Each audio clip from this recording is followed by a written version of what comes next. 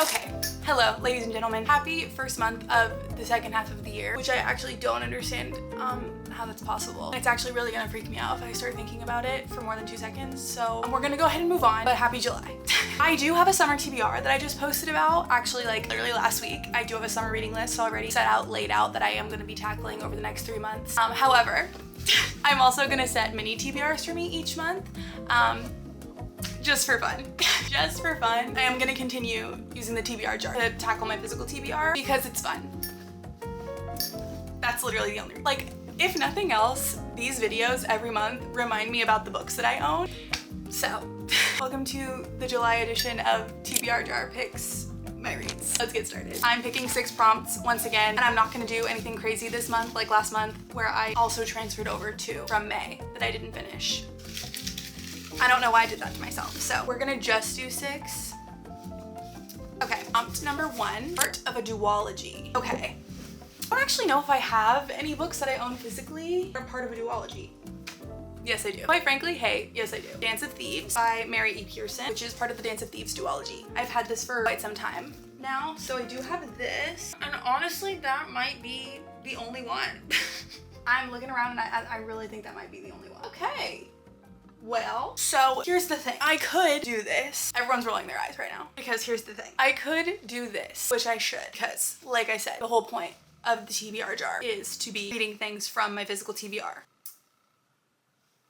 However, I also feel as though it's important to be finishing series in a relatively timely manner. And I actually have started a duology and haven't finished it because I don't own the second book in the duology. And I do happen to know that the second book is on Kindle Unlimited.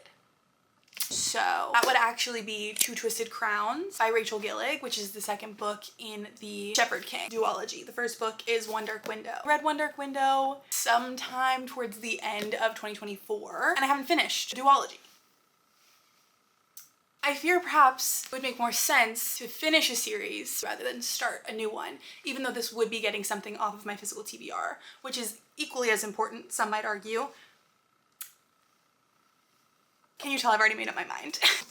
Obviously, given that Two Twisted Crowns is the second book in a duology, I can't give you the plot specifics for what it's about. From what I remember about where One Dark Window leaves off, the plot of Two Twisted Crowns is going to be very different than the first one. In fact, I think it follows different characters, if I remember, like how the first one sets up for the second one, which I find super interesting. Like, I kind of like that that's how it's set up. And I remember really thinking the magic system was super interesting. I'm gonna have to relearn a little bit. Like, it's been a minute, quite frankly. Like I said, I think it was sometime in the second half of 2024 when I read this book. If I remember correctly, the magic system has to do with cards, like tarot cards, have some kind of magic in them. And a lot of families in this world, in this land, have cards based on, you know, their prominence in society. And there's also a fog, like a mist, makes you ill. I'm gonna have to read a plot synopsis of book 1. Like, genuinely, all I remember is that I actually really enjoyed romance. By the way, hey, this is a romantasy duology. Didn't say that at all. And I think it's one of the few like full-on romantasy books that I've actually read. I realized towards the end of 2024 that I actually haven't read a lot of, first of all, romantasy, second of all, adult fantasy in general. I've read a decent amount, and decent amount is definitely relative, of young adult fantasy, but definitely still dipping my toe into adult fantasy. So I've heard a lot of really good things about Two Twisted Crowns. So I'm excited to check a series off my list. I am weirdly kind of like excited about it. I'm usually like really not in the mood to read fantasy in the summer, but I think specifically because I know this is on Kindle Unlimited, like I could just pick up my Kindle at any time and start reading it like when I'm in the mood for it. It feels very accessible. I feel like I've almost started it multiple times over the last couple months, just randomly. So I don't know, it just feels like it's been top of mind randomly. Anyways, book number 1, part of a duology, Two Twisted Crowns, on my Kindle. And if I like it, I'll probably end up buying a physical copy. So, not that. Okay, moving on. Prompt number 2, a lipfic. What like classifies something as literary fiction? I kind of want to like pull up Fable and see what some of the things that are like classified as lipfic are. Filter by literary fiction. We have Station 11, obviously, The Great Alone, The Guncle Abroad, Kite Runner. We got a lot of options, actually. Everyone in this room will someday be dead. The question is, what am I in the mood for? I have a trip. I'll be like off work for a pretty decent chunk of time. I'll be on 2 flights, and then I will be on a couple of beaches. So let me think. I feel like The Guncle Abroad is a really good travel book option. Like, I just feel like The Guncle, like these characters, I already feel like I know them. I feel like it'll be very quick and easy for me to get into, and I just put this on my summer reading list. You know, I feel like I'll be tackling things on multiple fronts. And I said I really wanted to get to this summer. Like, I've been saving it for this time of year specifically. I mean, again, Station 11, I think great. I do really want to get to Everyone in This Room Will Someday Be Dead. I feel like specifically with like the kind of headspace and mood that I've been in lately, I think this month specifically, I might need a combo. Like, I think I might need a combo of really sweet and uplifting and also some think pieces, but I think I need a pretty significant sway in this direction. Like, I definitely want to be challenging myself to be thinking about topics that are larger than me and be thinking about the world and like the grand scheme of things, because I think a lot of times like, that kind of thinking can actually make me feel better, but I don't want to do it to like a degree where I'm actually like making myself feel worse. Because I said in my summer reading list video, to put this in context, I have been feeling maybe more existential dread than normal, so that's really fun and cute. So I do think literary fiction could definitely go the other direction, and I think usually maybe if I wasn't feeling this way I would challenge myself to go that way. I think maybe this headspace is pushing me this direction at the moment. I think I need a pretty hefty dose of heartwarming, feel good to a certain extent. Like, I do think this is gonna have themes a little bit more on the adult / deep side, but I think overall it will be an uplifting read. So I think I'm gonna go Guncle Abroad. If that wasn't clear. I know that I just talked about this in my summer reading list video, so I'm gonna keep it short and sweet, but basically The Guncle Abroad is the sequel to the book The Guncle, which I read last summer, I'm pretty sure, when I was on some kind of like work trip. It follows our main character Patrick, who is an older gay man. I think he is at the very least in his 40s, maybe like early 50s. I can't remember now. Maybe he just turned 50 in this book. I think he just turned 50, and that's one of like the crises he's having in this. But in book one, he is reeling from the death of his college best friend, who is married to his brother, and his brother basically comes to him and tells him that he needs to spend some time in rehab and asks him to take care of his children, who Patrick doesn't know very well. And basically it tackles a lot of themes of grief and, you know, identity and friendship and family, etc. And I really, really loved it. I personally thought Stephen Rowley's voice was really funny, and I resonated with a lot of the things in book one. And so I was really excited to find out that there was a sequel that came out, I'm pretty sure last year. Yeah. And so this is an ARC copy. It's actually an uncorrected proof. And like I said, if this has too many errors, I will probably just buy myself an actual copy. So anyways, I've been really excited about this, been excited to read it in this summertime era. I think I'm gonna really love it. So book number 2. Okay.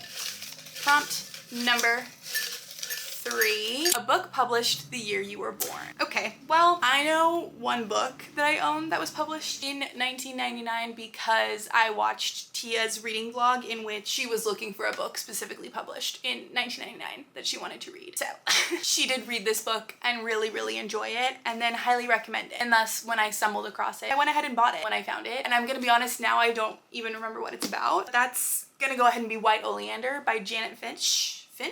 Janet Fitch. I'm gonna have to look into what this is about. At this point, I really don't remember, but let me make sure. I'm like 99% sure that this was published in 1999, the year I was born. Yep. Copyright 1999, Janet Fitch. Yeah. Okay. White Oleander is about a young girl named Astrid, who's the only child of a single mother, Ingrid, who's a brilliant poet who Astrid worships, up until the moment that Ingrid falls apart after she is destroyed emotionally by a man and she murders him and is sentenced to life in prison. After which, Astrid basically spends a lot of time journeying through a series of foster homes. And basically the book follows her journey as she tries to find a place for herself in impossible circumstances. Each home is its own universe with a set of laws and lessons to be learned. With determination and humor, Astrid confronts the challenges of loneliness and poverty and strives to learn who a motherless child in an indifferent world can become. Tough, irrepressible, funny, and warm, Astrid is one of the most indelible characters in recent fiction. White Oleander is an unforgettable story of mothers and daughters, burgeoning sexuality, redemptive powers of art, and the unstoppable force of the emergent self. Written with exquisite beauty and grace, this is a compelling debut by an author poised to join the ranks of today's most gifted novelists. Wow. Okay. I'm kind of like, I'm scared, but I'm really excited. Okay. I remember that I knew what it was about because of Tia's reading vlog, but I had completely forgotten. Based on her reaction in her reading vlog, I was really, really excited about it. So Okay, this is really exciting. Book number 3 is White Oleander by Janet Fitch. This is a nice little spread so far. We've got some really nice variety. I'm excited. Prompt number 4, highest rated on your physical TBR. I honestly have no idea what that is right now. Sort by average rating. And of course it is. Okay, the highest rated novel, to literally no one's surprise, on my physical TBR is The Nightingale by Kristen Hanna. I feel like in recent memory, on booktube or book talk, I haven't heard like a single negative review, which is honestly quite intimidating. But if I'm being honest, I don't think that I'm gonna fall in like the negative review category. So like, even if I don't absolutely like adore this book, I can guarantee, well, I don't want to jinx it. I am pretty confident that I will land somewhere above 4 stars just based on premise alone, which is, again, I'm being a little bit overly confident because I don't always love historical fiction, but I feel like from what I've heard, I don't think I'm gonna have trouble parsing it, is basically what I'm saying. Like, I think my issue with historical fiction typically is that I just find it a little bit dull, a little bit of a slog. But based on the way people describe Kristen Hanna's writing to where it feels more like contemporary fiction rather than historical fiction, I feel like there's a very strong possibility I will really enjoy this. So, with all that being said, I feel like if you have consumed any kind of booktube or book talk content, there's a very strong possibility that you know what this is. But just in case you don't, and this is your first time ever being introduced to The Nightingale by Kristen Hanna, from what I know, which is very little detail-wise because I've largely avoided spoilers. This takes place during World War II, and it's about 2 sisters and their unique experiences during the war. I believe that they are separated in one regard or another, like they have different roles in one way or another. And I know this is supposed to be incredibly emotional. So don't doubt that I will be crying, but I kind of fear that because I anticipate crying, there's a good chance that I will not be sobbing. Do you know what I mean? Like, I feel like any book in recent memory that I've like planned on sobbing because I've seen other people sob, I then haven't sobbed. Does that make sense? It's almost like my brain is like preemptively protecting me from getting too emotionally invested so that I'm not as emotionally impacted. Either that or I just haven't been connecting to those stories as much emotionally, and then I'm creating excuses after the fact. I guess we'll never know. So anyways, so much for kind of lightheartedness. Book number 4. Okay, prompt number 5. 5-star prediction. Okay, wait, that's fun. Okay. Let me think. I mean, I love magical realism romance historically, so there's always a chance that A Love Song for Ricky Wilde could be a 5-star. I just have overall seen some mixed reviews, and the thing is, the buzzword in those mixed reviews is still love, and that honestly historically will turn me off of things.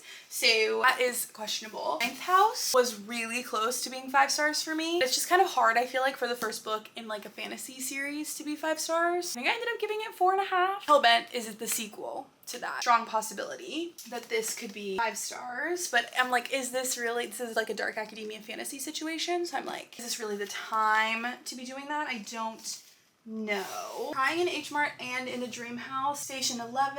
Everyone in this room will someday be dead, but just for some reason I'm like both of these. Like I said, I just feel like it could go either way. They could really like help me feel better existential dread wise, or just like get me more in my head existential dread wise. Like, I think overall obviously they probably have like good messages in that sense, but it's like I don't know that I need to be in my head in that way right at this moment. Okay, you know what? I'm pulling a wild card here. I'm pulling a wild card because here's the thing. I have a 5-star prediction for myself, and it would be physically in my possession if I had gone to the bookstore when I was going to 2 days ago and my plans got derailed and I didn't go. But I would have, okay? I've talked about it in like my last 3 videos. I genuinely think it's gonna be 5 stars for me, and I'm gonna read it this month. Like, truly, I see it for me in the next 2 weeks. It's astounding to me I haven't already read it.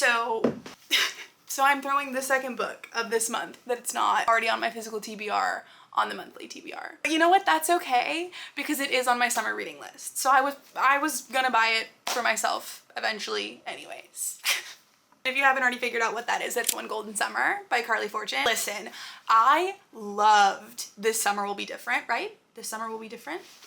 I read that last summer during my 24-hour readathon with my friends Kat and Maddie, and I was like genuinely like smiling to myself, resisting the urge to be giggling and kicking my feet because I was in the presence of other people. And I think that if I reread that now, I think I gave it 4.5 or like 4.75 at the time. I think if I reread that now, I would probably bump it up to 5 stars because to me personally, I think Carly Fortune is incredibly good at a summer romance. I think she does an atmospheric summer romance so well, and based on what I've heard about One Golden Summer, okay, the love interest, the overall vibes, the energy, unfortunately I do fear that will be a 5-star for me, and I'm gonna be buying it and I'm gonna be reading it. So anyways, all that to say, that's gonna go ahead and be book number 5. That's my 5-star prediction.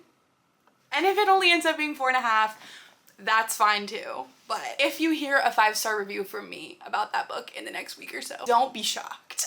Okay, and then book number 6. Let's see if we can knock one off the physical TBR. Honestly, this TBR jar experience is making me realize that my physical TBR might need to be zhuzhed up a little bit. I might need to do a little hard look at the books I have sitting on this shelf. That's gonna go ahead and be free pick. And you know what? We love to see it. I think I know what I would like to do. It's another one from my summer reading list. Wait, as I'm saying this, I'm feeling as though I need something from my 25 and 2025 list. Honestly, this is kind of making me feel like I need to go book shopping and gather a few physical copies of books on my 25 and 2025 list to have them to pick from. My first instinct, just so you can be in the loop, Final Girls by Riley Sager. I have just been very much in a thriller / horror mood lately. That's really what I've been reaching for in general. So this sounds really good to just have on the TBR. But I also just feel like I would reach for something like this as like a palette cleanser between reads that I have on here anyways. So I feel like maybe I could like challenge myself and put something else on here instead. Like who knows? Maybe my existential dread will be gone. Maybe my existential dread will be gone next week. Who knows? It's just like one of the pull quotes literally says darkly lyrical, a truly haunting book, one that's hard to put down. Like do I want to be haunted right now? Like in a profound, overarching, like hard look at humanity kind of way? I don't know. Is having Babel, the Nightingale, and White Oleander all on the same TBR in the summer absurd? A little bit. That feels kind of crazy. Okay. Free pick was maybe too much power for me on the last book. I've decided that I'm gonna pick from an author I've never read from before instead of just like a book from someone that I have read from before. I think that's dumb. Like I shouldn't just read from an author that I already know that I like. I want to read from somebody that I have never tried before. So that kind of like reduces my options in general. I think Everybody in This Room Will Someday Be Dead is would be like fun to try something from her because it is also like a quick read. So I think that could be really fun. I've never read a Ruth Ware book before, but again, I just think thriller palette cleansers I just reach for in general, so I'll probably reach for that at some point, even if it's not on the TBR. Michelle Zauner, Carmen Maria Machado, I think, is this. Khaled Hosseini, Marcus Zusak. Ooh, you know what else I could do? A dystopian. I could do Neil Shusterman. This actually randomly sounds really good. Scythe by Neil Shusterman, which is a young adult dystopian novel, first book in a series. I haven't read any young adult in a while actually. It was too much power. I'm being so indecisive right now. Okay, final decision is Everyone in This Room Will Someday Be Dead by Emily Austen. Her wisdom and tenderness shine through on every page is the pull quote on the cover. I think I need something lighthearted, even if there are deeper topics. A brisk, hilariously poignant novel about the fragility and magic of being alive. Oh, wait, there's a pull quote from Stephen Rowley, which is the author of The Guncle and The Guncle Abroad. Everyone in this book will touch your heart. I think one of the parts of existential dread that has been on my mind a bit is death, so that was kind of, just for context, that was kind of why I was like unsure about if I wanted to be reading this, but maybe it will be helpful. Not to be vulnerable on main, we'll see. We'll see. I mean, hey, that's what art is supposed to do. It's supposed to like connect your vulnerabilities with other people's vulnerabilities and make you feel you're not alone in your concerns about larger questions of life. So, okay, this is book number 6. I don't know how I cut that down, but just know I was sitting here for a good chunk of time. That last one, that gave me too much power. Anyways, okay, let's go ahead and recap the 6 books that I will be attempting to read in the month of July. The irony of July being like the most summer of all the summer months and me having like the least summer TBR possible, I feel like. In the month of July, I will be attempting to read Two Twisted Crowns by Rachel Gillick, The Guncle Abroad by Stephen Rowley, White Oleander by Janet Fitch, The Nightingale by Kristen Hanna, One Golden Summer by Carly Fortune, and Everyone in This Room Will Someday Be Dead by Emily Austen. This feels like the most intimidating TBR I've had in a hot second. However, I'm very excited about every single book on this list because I feel like there's the potential for me to love every single book on this list. Like, I feel like every single one of these books has 5-star potential. I've heard incredible things about Two Twisted Crowns. I've heard incredible things about One Golden Summer. I mean, like, this book is the highest rated on my physical TBR. So anyways, I don't know if you can tell, but the sun is basically down outside, so it's time for me to go ahead and wrap this up. As always, I'm gonna do my best to get through all these books in the month of July. We will see how it goes. I've been doing better, but it's anybody's guess, as per usual, so. Okay, thank you guys so much for watching. I hope you enjoyed, and I will see you in the next one. Bye!